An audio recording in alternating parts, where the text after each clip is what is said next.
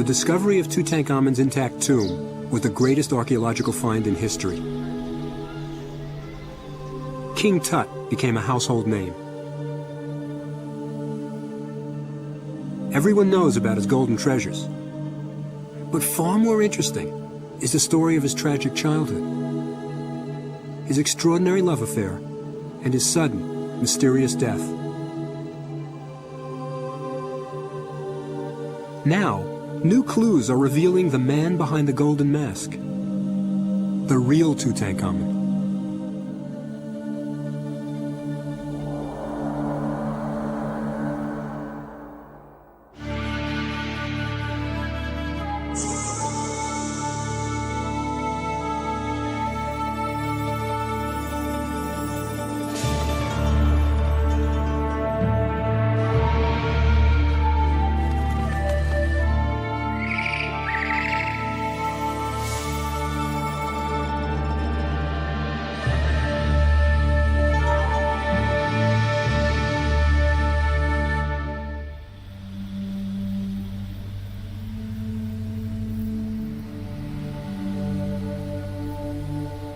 The ancient Egyptians were compulsive about recording their heritage.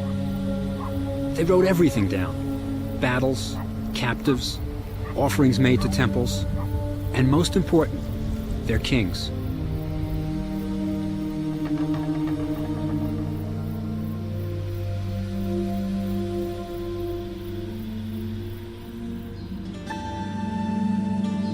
If an Egyptian wanted to impress a foreigner with Egyptian civilization, he rattled off a list of kings. When the great traveler Herodotus visited Egypt, he said, "The priests read to me from a written record the names of 330 monarchs." The Egyptians were so proud of their long history that they recorded their kings on the walls of their temples. The best preserved of these lists is in the temple of Seti I at Abydos.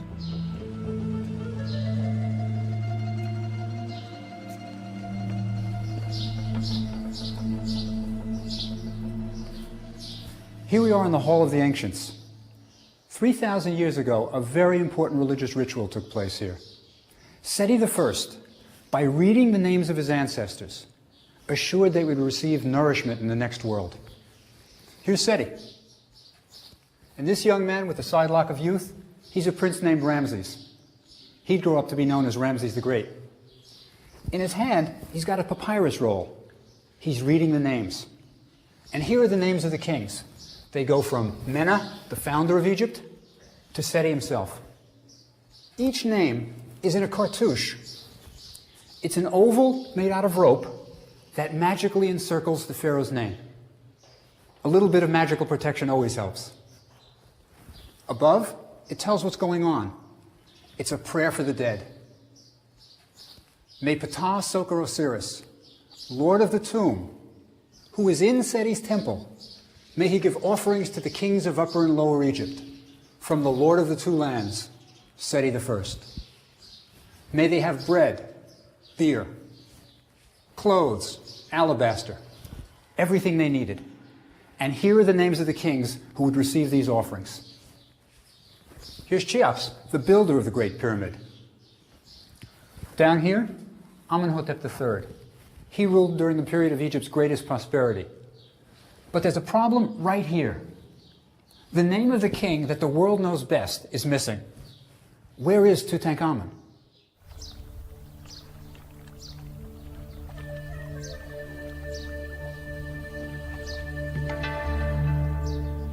To start unraveling the mystery of Tutankhamun, you have to begin here, at Thebes, the ancient capital of Egypt. It was a place of fabulous wealth. Tributes flowed in from the Near East, gold from the south. Egypt was at its peak, the result of more than 1,000 years of stability. For centuries, the same gods were worshipped, the Nile regularly overflowed its banks, and the pharaoh's military exploits ensured continued prosperity. The Greek poet Homer wrote, "Thebes of Egypt, where the greatest possessions lie up in the houses. Thebes of the 100 gates, 200 fighting men came forth to war, with horses and chariots." It was an incredible place. And at this moment, when Egypt was at its greatest, the pharaoh Akhenaten had a powerful religious conversion.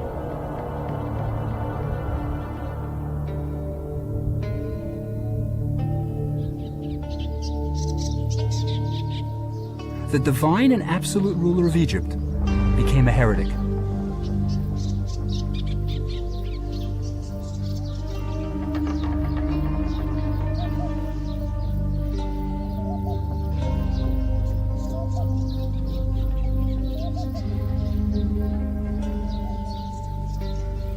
Out went all the old gods, replaced by only one, the sun god, Aten.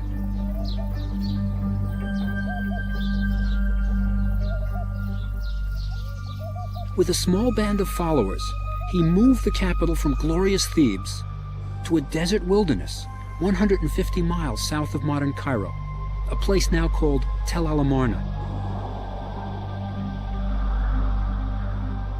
It was here, during the most unique period in Egypt's 3,000-year history, that Tutankhamun was born. The pharaoh Akhenaten began to build his new city by placing boundary markers to define its limits. On them he proclaimed that there was only one god, the Aten, the sun god. Gone were all the familiar gods that Egyptians had worshipped for generations. No longer was there Osiris, the god of the dead, or Anubis, the jackal-headed god of mummification. Gone was Hathor, goddess of music and love. Bes, the lion-headed dwarf playing his tambourine. There was only the Aten, the solar disk whose rays brought life to all.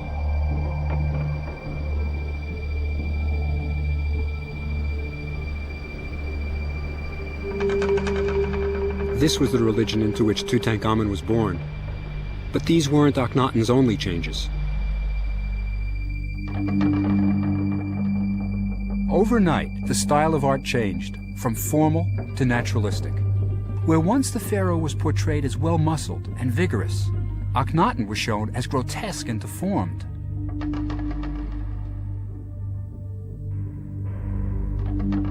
Never in Egyptian history had a pharaoh been portrayed like this. His statues show an elongated face, swollen breasts, bulging thighs and spindly arms.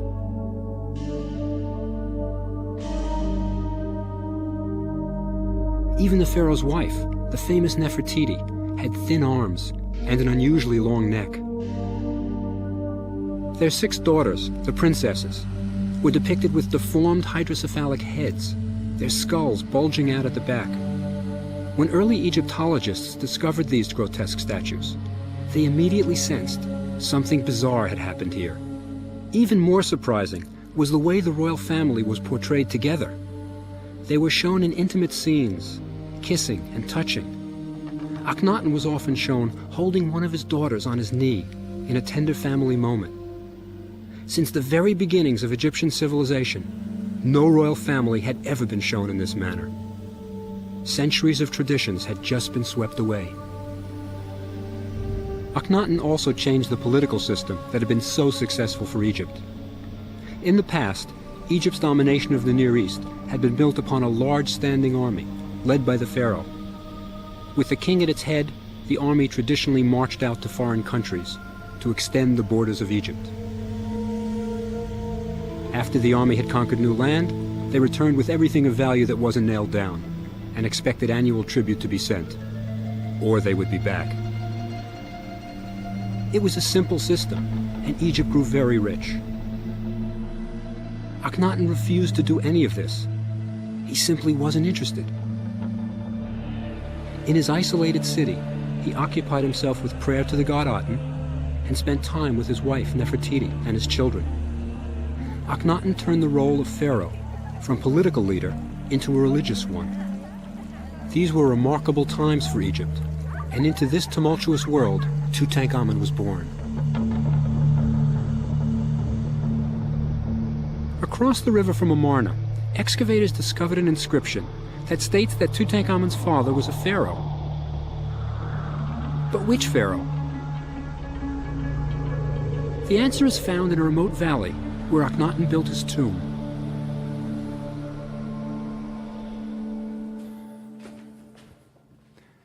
This is where we're going to get our first glimpse of the real Tutankhamun, the man behind the golden mask. It's on this battered wall. It's really hard to look at, but you'll see clues that are absolutely unique in Egyptian history. It's a scene of the death of a royal person. If you can see this baby up here, she's on her nurse's hip. And over here, you have a fan bearer. That means it's a royal birth. And here, Akhenaten and Nefertiti. They're mourning. They're throwing sand on their head. Traditional ancient way of showing mourning. Here's the bed on which the princess has died. And here she is. The death of this princess enabled Geoffrey Martin, one of the world's greatest Egyptologists, to make an important breakthrough.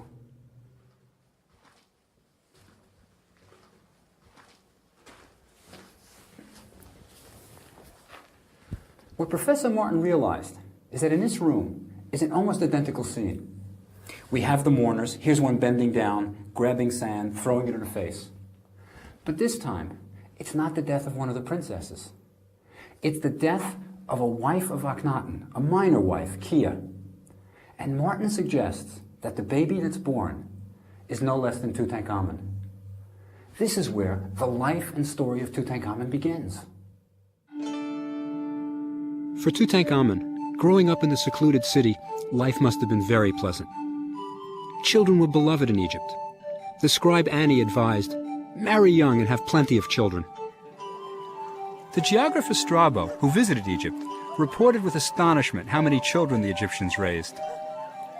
He thought the size of Egyptian families was a direct result of the fertile soil and warm climate of the country. Diodorus, another ancient traveler, observed that Egyptian children cost their parents virtually nothing. For while they were small, they went naked and barefoot, the boys wearing a necklace and the girls a comb and girdle. They could all feed, for practically nothing, on papyrus shoots and raw or boiled roots. Young children were particularly fond of pull toys, like a dog whose mouth revealed sharp teeth as it was opened and closed by pulling a lever. Older children played board games, and Tutankhamun must have enjoyed these. 6 sets of board games were found in his tomb. Like our modern Monopoly, pieces were moved on squares, with some stops being favorable and some unfavorable. You could land on very good, or life, prosperity, stability, but you could also land in the water. As a member of the royal household, Tutankhamun was undoubtedly taken each day to the brightly painted temple to worship the Aten in an atmosphere of tranquility and love. The Aten seems to have been unique. There was no negative aspect to the philosophy of Atenism. This was not an angry god, eager to punish naughty children. From the contents of Tutankhamun's tomb, we gain a few glimpses of the young king's personality. He was apparently fond of wine, for he was buried with nearly 3 dozen jars of fine wine. The jars are labeled as to the vintner, vineyard, and year of bottling. Many of the bottles are labeled from the estate of Tutankhamun. Most are dated to year 5 of his reign, so this was probably a vintage year. Only 4 of the jars were labeled sweet. The boy king liked his wine dry. The common man drank beer, with wine reserved for the upper classes. So the wine cellar Tutankhamun took with him to the netherworld was quite a treasure. But all these luxuries were little consolation for the tragedies that would soon strike the young king. While Tutankhamun was growing up, one of the most ambitious and cunning members of the court was named Ai. His tomb, cut into the eastern cliffs of Amarna, is the largest of all the nobles' tombs.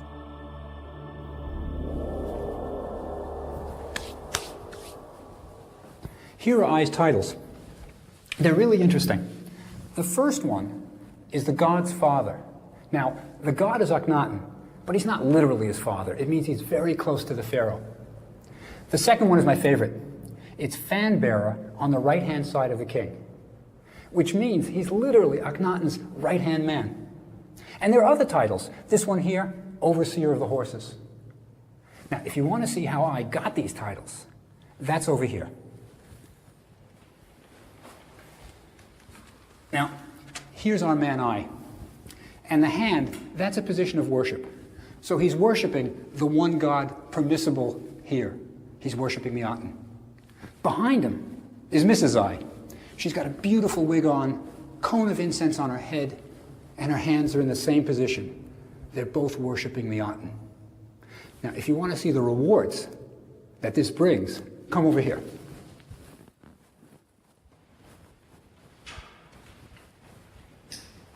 There's a scene over here that shows just how you were rewarded at Amarna. There's Akhenaten, and behind him is Nefertiti. But right above them is the Aten, the solar disk, with its rays coming down. What they're doing is they're handing out gold necklaces to Ai and his wife. What's neat is the kids are along. There are 3 princesses with them, and they're helping Dad. One of the princesses has a tray of gold necklaces that she's handing to her mother right there. Also, you can tell just when this wall was carved, because there are 3 princesses, and Akhenaten and Nefertiti had 6. So this would place it about in the middle of Akhenaten's reign.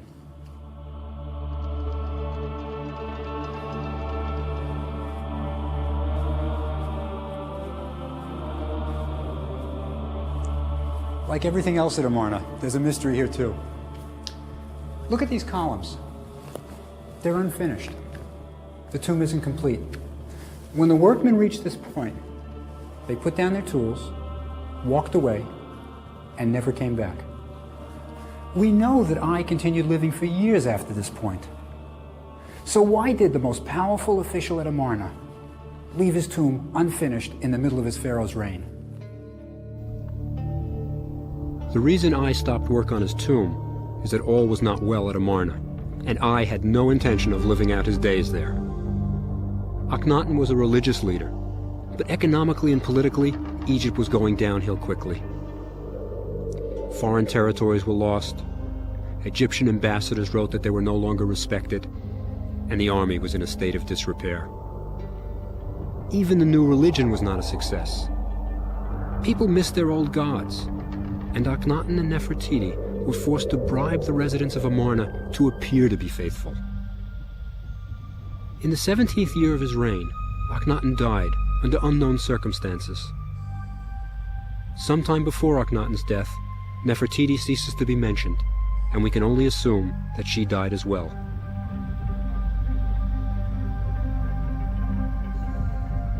Soon the town of Amarna was deserted.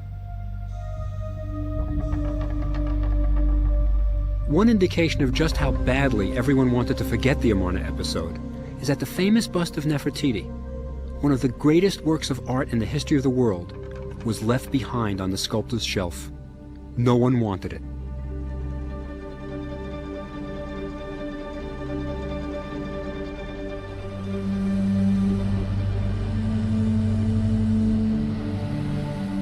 Egypt was now without a king or queen. Little Tutankhamun was married to his 11-year-old half-sister, Ankhesenamun.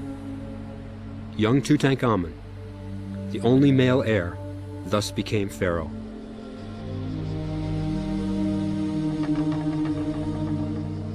Akhenaten's revolution was simply too much of a change for conservative Egypt. Thebes, with its 2 great temples, was once again the religious center of the country.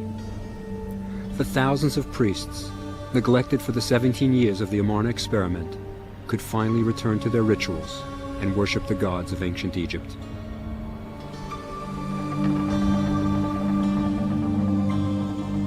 Tutankhamun, accompanied by his new wife Ankhesenamun, took up residence in the palace of his ancestors.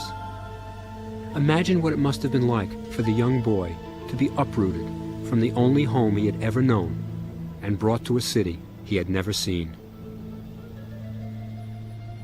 It's hard to believe, but this was once a palace of dazzling beauty.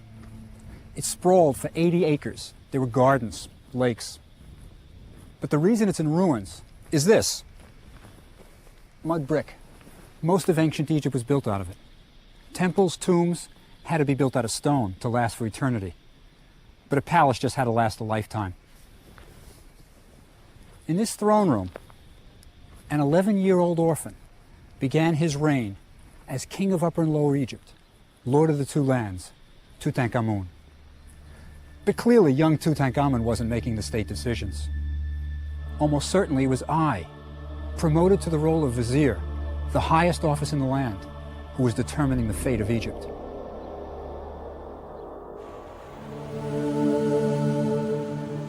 Tutankhamun wasn't the only boy pharaoh in Egyptian history. A letter written 1,000 years earlier by another boy king reminds us that although Tutankhamun was king of Upper and Lower Egypt, he was also a child. During young Pepi II's reign, his viceroy to Nubia wrote to him to say he was returning with a pygmy. The excited Pepi wrote back with instructions. The viceroy was so honored at receiving this long letter from the young pharaoh that he had it carved outside his tomb in Aswan for all to see. Come forth to the palace immediately. Leave everything and bring the pygmy. When he goes down with you to the boat, put strong men one on either side of him. Take care lest he fall in the water. When he sleeps at night, appoint trusty people to sleep with him in his tent. Inspect him 10 times a night. My Majesty wishes to see this pygmy more than the produce of the Sinai and Punt. He may have been a pharaoh, but he was still just a kid. In their young lives, Tutankhamun and his wife Ankhesenamun had seen more than their share of tragedy. They must have clung to each other during the devastating aftermath of their father Akhenaten's death. And after his death, there's no mention of Queen Nefertiti, who probably died about the same time.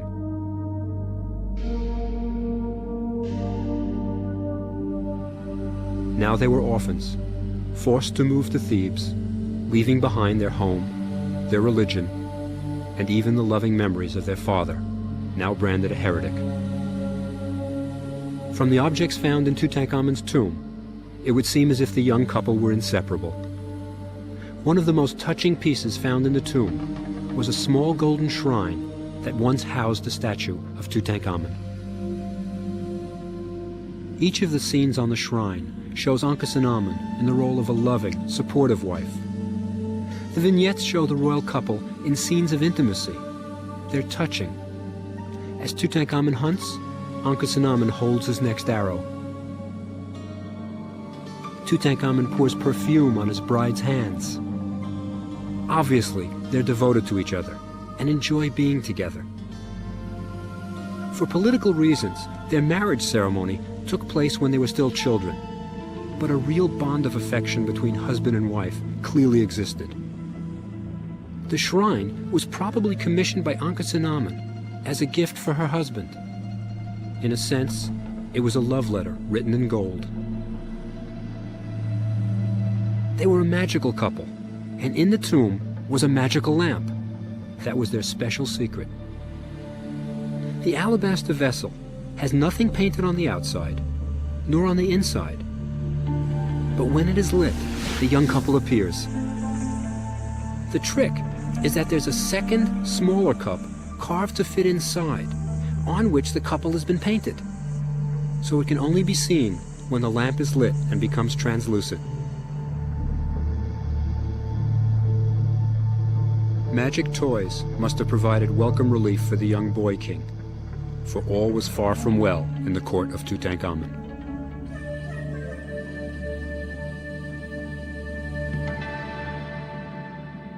Here in this corner of the Cairo Museum is another crucial clue to what's going on. This is a public notice. It was set up in Karnak Temple, the great religious center of Thebes. Shortly after the return to Thebes, the powers guiding Tutankhamun decided that they should establish him as returning to the old gods. And this is how they did it. These 3 lines of hieroglyphs up here, they tell a horrible story. What it says is the gods and goddesses of Egypt, from Elephantine Island to the marshes of the Delta, had been abandoned. Their shrines had fallen into disrepair and were overgrown with weeds. The country was in confusion. The gods had forgotten this land. What they're basically doing is blaming Tutankhamun's father for the horrible state Egypt has gotten into. Now, when this stela was erected, Tutankhamun was probably 12 years old. These aren't the words of a 12-year-old boy. Someone was blaming his father for the ills of the world. Think about how he must have felt. He must have felt horrible.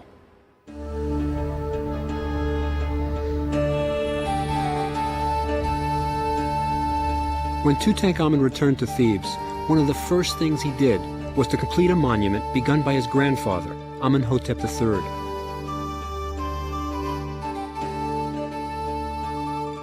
Here at Luxor Temple, Amenhotep had built a colonnade, but he died before it could be decorated. The scenes Tutankhamun chose are of the most important and traditional festival in Thebes, the Festival of Opet.